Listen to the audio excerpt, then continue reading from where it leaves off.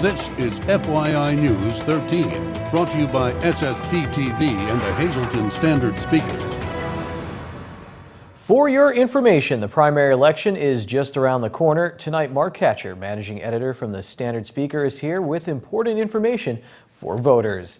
This is FYI, and I'm Ken Carroll. Welcome, everyone. Let's get right into tonight's headlines from FYI News 13 and the Hazleton Standard Speaker. A Clares man was killed in a one-car crash in Banks Township Monday night. State police identified him as 64-year-old Andrew McAloose.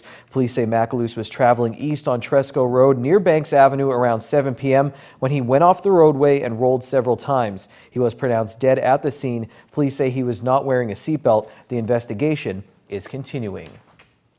Hazleton police are investigating an attempted stabbing Monday night. 26-year-old Tracy McMurrin of North Sherman Court faces multiple charges after police say she attempted to stab a man with a large steak knife. There were no injuries reported. Hazleton Police Chief wants to give an out-of-state property owner an ultimatum: either pay the fines or go to jail. Chief Frank DeAndrea and County Detective hope to travel to New Jersey in about 2 weeks with a warrant and the ultimatum for Lila Yonis of Brigantine, New Jersey. The action is being triggered by a debris-filled apartment building at 590-592 McKinley Street, which burned last year. 3 area high school students have entered the Toyota Teen Driver Video Challenge. This is an excerpt from their video to discourage texting while driving. The video is the work of Trent Dempsey and Shelby Berger from Weatherly Area High School and Robbie Hinkle from Marian Catholic in Tamaqua. To view the entry, log on to YouTube and search Toyota Teen Driver Video Challenge, The Ring. We will talk with these talented students on an upcoming edition of FYI. She became a household name as the Obama Girl, and now Amber Lee Ettinger has landed a role in reality television. The Hazleton native will appear in Treasure King, a new series that debuts tomorrow on the Reels channel, and Amber Lee is expected to make a return appearance on an upcoming episode of The Girls on SSPTV. Stay tuned for more details on that. Here's what our media partner, the Hazleton Standard Speaker, is working on. The city of Hazleton is looking to use the former Security Savings Bank building as a community center, and it's invited the Hazleton Art League to move in. Plus, the Hazleton Police will welcome a new K-9 vehicle to the force. You can read these stories and more in Wednesday's edition of the Standard Speaker. Meanwhile, each Tuesday here on FYI, we talk with Standard Speaker Managing Editor Mark Catcher. Here's Lisa Sugart with Mark.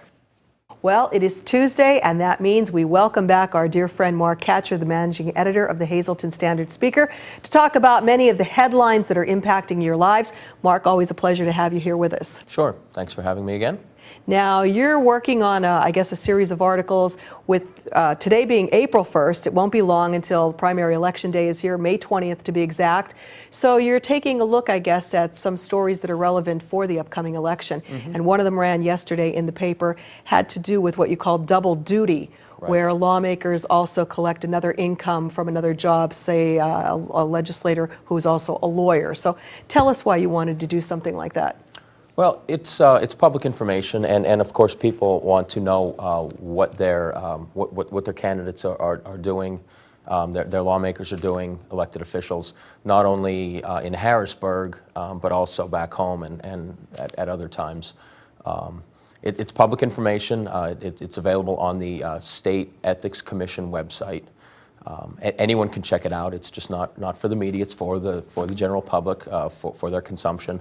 They can go on the State Ethics Commission website, click on e-library, and then click on financial interest reports, and they can find what the filings were for their legislators and candidates across the state. I guess one reason you wanted to do that, like to find out, they're being paid as a lawmaker doing one job. Are their duties in another job infringing on that time? Sure, right. That would be the idea. And what we found in the story that appeared on page 1 on Monday was that there are several who are lawyers on their own time. Many of them said that because they're lawmakers and because that job takes up so much of their time that they don't get to dedicate too much time to being a lawyer. But it's interesting, they are responsible for making the law in Harrisburg and then kind of enforcing it in in the courtroom or with clients and things like that. So we found that kind of interesting, and that was outlined in the story. So most of them said that they don't have the time or the resources to dedicate to a side job, so to speak, just because of their responsibility in Harrisburg. One last interesting thing was that Eddie Dapashinsky listed income from his job, his side job as a musician with his band. So we found that to be interesting. It's not only his hobby. I guess he makes a couple bucks on the side from it. But again, he said he doesn't have really much time to dedicate to it. I would think not. And that was the first article you did, but there's another one coming up a little later. There is, and it's going to appear this week. It looks at what gifts legislators have received. They're also required to list those on financial interest reports, those that I mentioned that are available online. We found that a legislator accepted Penn State tickets.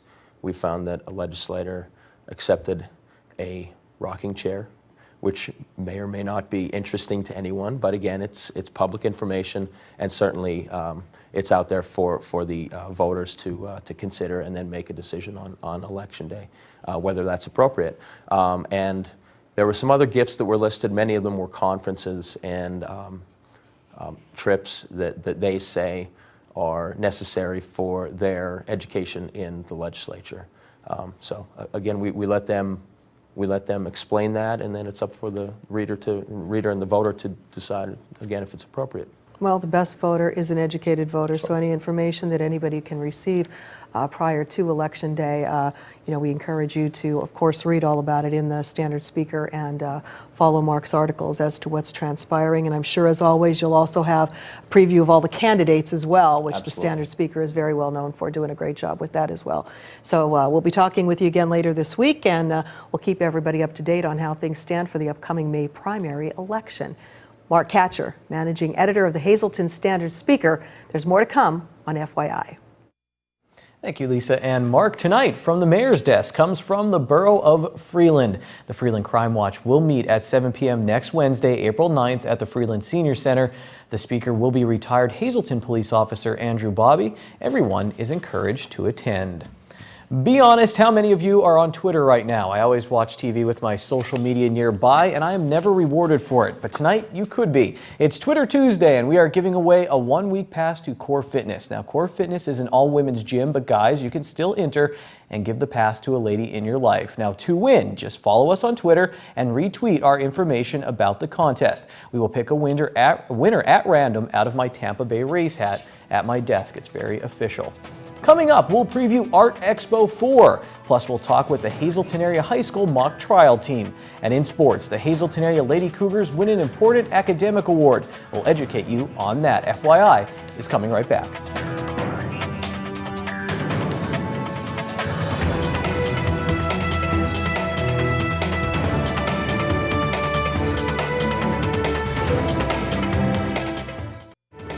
This is FYI News 13, brought to you by SSPTV and the Hazleton Standard Speaker.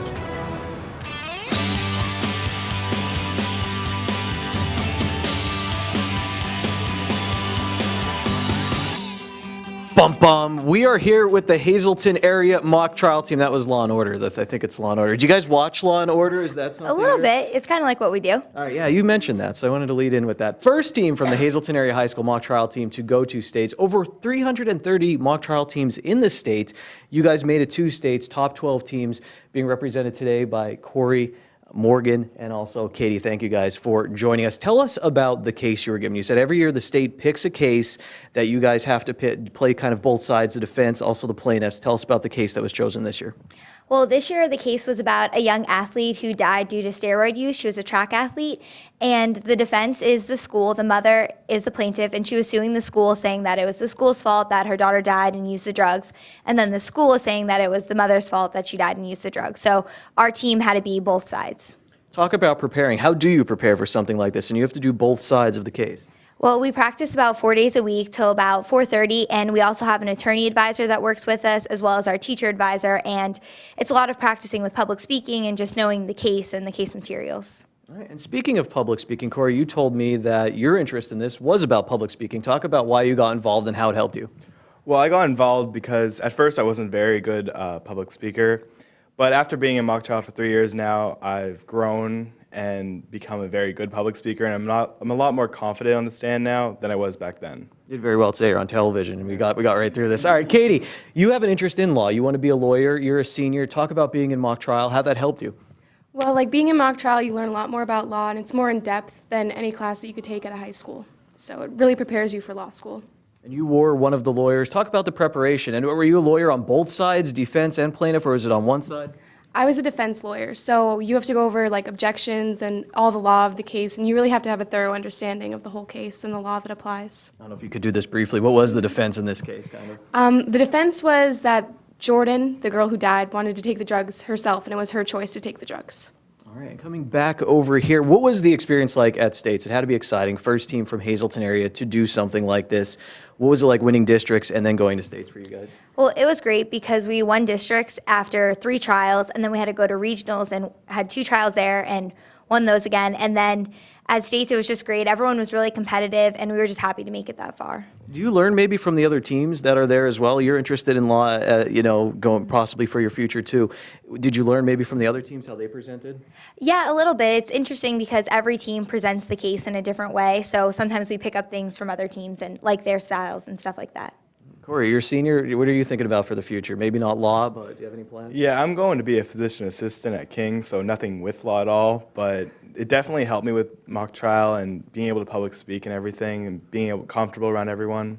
All right, well, guys, thank you so much. Congratulations, and thanks for taking time with us today, the Hazleton area mock trial team.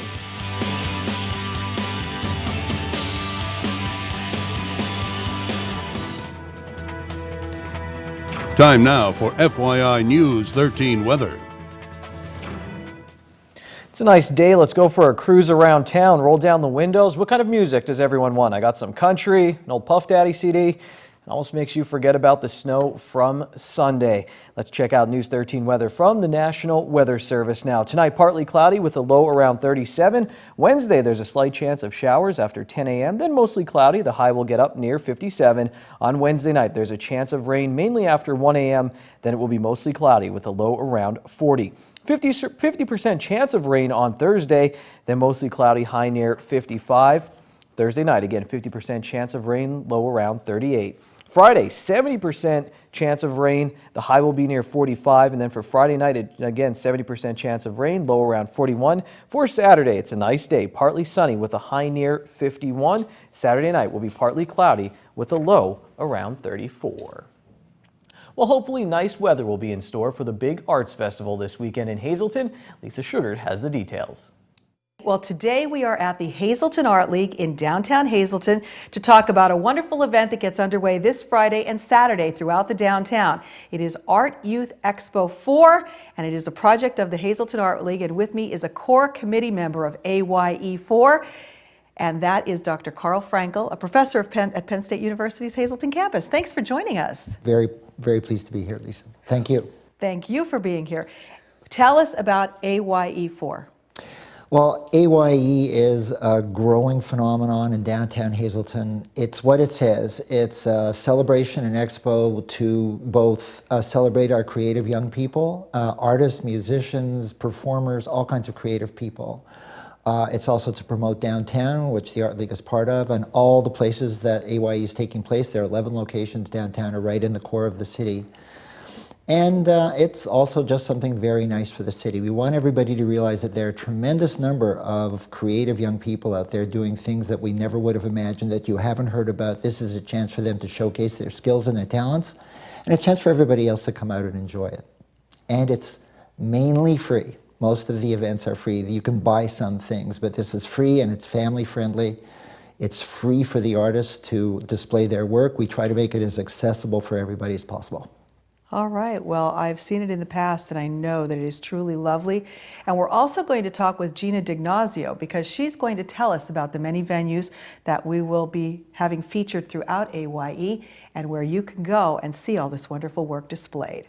This is just one of the pieces of the many beautiful artworks that you will be seeing throughout AYE, which again will be taking place in 11 venues, including here at the Hazleton Art League. And Gina Dignazio, as promised, you're going to tell us a little bit about these many venues. Well, first off, we'd like everyone to stop by the Hazleton Art League. You'll be introduced to our gallery here. We have maps of all the locations and a schedule of the events. Some of the other participating locations are Lackawanna College, Jimmy's Quick Lunch, Butler Enterprise, Felon's Jewelry, the Active Adult Center, Frankie's Pizzeria. There's a We'll number put of them up on the screen so they can see all the many ones that are going to be participating. And so they can look there and see where exactly they are, because I know it's such a large list to try to, review them all. Why is this so important to the Hazleton area? Well, I think the arts in general are important because it gives people an outlet, and it's also, it gives more of a sense of community. A lot of cities have arts festivals, but the thing that makes this one different is that this one is entirely focused on youth. Most festivals are focused on artists that are already established. This is for young people and emerging artists to show off their stuff. Well, I think it's a wonderful idea, and it has really blossomed in the 4 years that it's going to be taking place now. Tell people it's this Friday and Saturday. What are the times that they can come out? Friday, it'll be from 6 p.m. to 9 p.m. and Saturday, it'll be from noon until 8 p.m. And we have an award ceremony at 7 at the Hazleton Art League. So best advice, come here first to the Art League and then head on out to the various venues and enjoy all the art. We might be, seeing the work of a future very popular artist that, you never just know. Right. Art Youth Expo 4 taking place this Friday and Saturday in downtown Hazleton.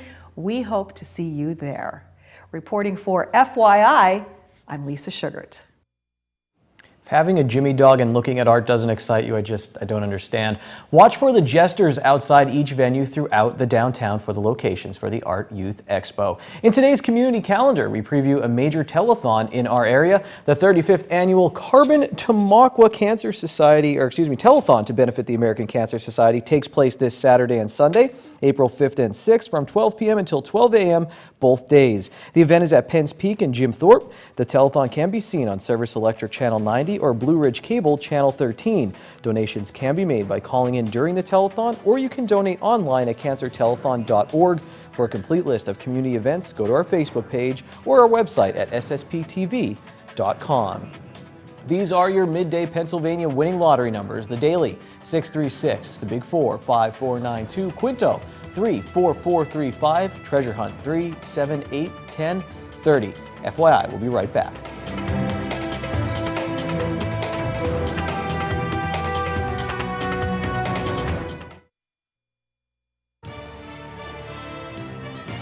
This is FYI News 13 Sports. Yesterday, Hazleton area softball player Maria Trivalpiece gave us a preview of the 2014 Lady Cougar season, and she hit it out of the park. Great job, Maria. It's only April, but the Lady Cougars already have something to celebrate. They won the National Fast Pitch Coaches Association Academic Award for having the highest non-weighted team GPA in the entire nation. The Lady Cougars will be making a difference in many fields, and not just the ones with a diamond on them. Maria Trivalpiece is an outfielder for the Hazleton area softball team. When she's not laying it all out on the field, she's laying it all out on a piece of paper. She loves to write and read. Took a creative writing class this semester or last semester, so that involved like a lot of poetry, short stories, like interesting stuff like that. Do you have a story you really like? We had to write a story about a personal experience of like something that really changed our lives, and I wrote about an incident that I was really pleased with my story and I really liked it. Trivalpiece would like to get into sports broadcasting, and here's how she would tell this story about her team winning an academic award. I'd probably take the angle of looking into like what each student really like thrives in school, like what they really like, what their strong points are, what their weaknesses are, and like collaboratively as a team, what they like to work together and see what they can do to achieve the highest possible grades. It's a good idea, so here we go. Celine Podlesny is a sophomore. She wasn't into science in junior high, but she ended up going to the Hazleton Area Academy of Sciences, and there she fell in love with the subject. It was just so interesting. There was like so much stuff to learn about it, and all these formulas. It made me so excited inside to like figure these questions out that I never thought I could. It took Podlesny some time to warm up to science, but her teammate Kira Schell always had a passion for mathematics. Something that I always kind of liked is it just kind of came to me that I understood it. I've always liked math since I was little because it just like everything just is always the same. No matter what conditions you have or what situation you're in, the numbers will always work out to be the same, and I like the repetitiveness of that. Shell is listed as a pitcher on the Hazleton area roster, a position that requires a lot of precision and repetition. Sam Varela is a junior, and she's into the sciences. I love bio and chem because it's like so different, and there's so many different things you can learn about it. And eventually, like, I want to get into the medical field or be like a psychologist or something like that. What's the most interesting thing you've learned about it? There's so many like formulas, like Celine said, and they're so challenging, and I like challenge. Like, I don't like anything that's simple. Talk about being an athlete too and balancing school and athletics. It gets difficult sometimes, but other than that, I love challenge.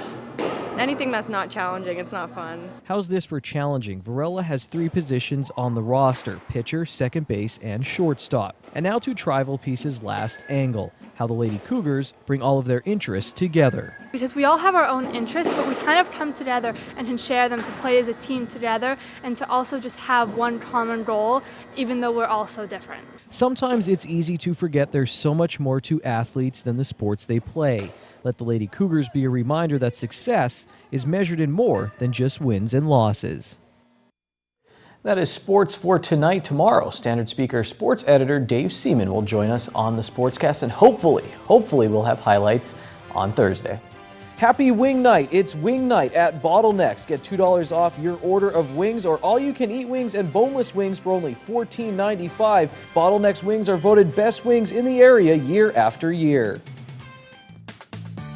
Good evening, everyone, and here's tonight's social news. First tonight, happy birthday to Greg Bellatieri. Love from your wife. Also tonight, happy birthday to Carol. This wish comes from a friend. First announcement for this evening, Grace Fellowship Church will be giving away free groceries to families in need on Saturday, April 5th at 9 a.m. There's a limited amount of food, so we'll be held on a first-come, first-served basis. Limit of 1 box per family. More info, please call 570-455-1470. News 13 would like to send sincere condolences to the family and friends of these recently departed. Margaret G. Nemeth, formerly of Drifton. Private services were held from the Sellover Funeral Home. Michelle M. Albee of Whitehaven. Services are Saturday at 11 a.m. at the McNulty Funeral Home. Friends may call Friday from 5 to 8 p.m. Marilyn Sandra Bevins of Hazleton. Memorial is Thursday at 7 p.m. at the Hazel Chapel of the Crofton Hughes Funeral Home. Friends may call from 6 to 7 p.m. Doris Barron Firo of Hazleton. Arrangements will be announced by the Firo Funeral Home. Frank H. Brocious of Blandon. Funeral will be held Thursday at 11 a.m. from the Jeer Weert Blank Funeral Home. Friends may call Thursday from 10 to 11 a.m. And Angelo A. Guerrero of Sugarloaf. Arrangements will be announced by the Harmon Funeral Home. Tonight's obituaries have been brought to you by the Smilax Floral Shop located on 15th Street in Hazleton. Palm Cross is now on sale. Call 570-454-0111.